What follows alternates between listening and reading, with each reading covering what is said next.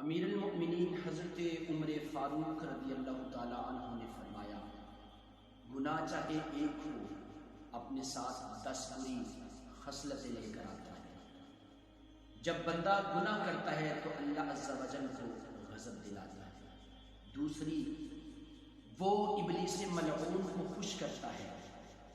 تیسری، جنت سے دور ہو جاتا ہے۔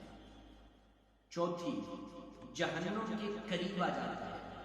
پانچویں، اپنی سب سے پیاری چیز یعنی اپنی جان کو تکلیف دیتا ہے۔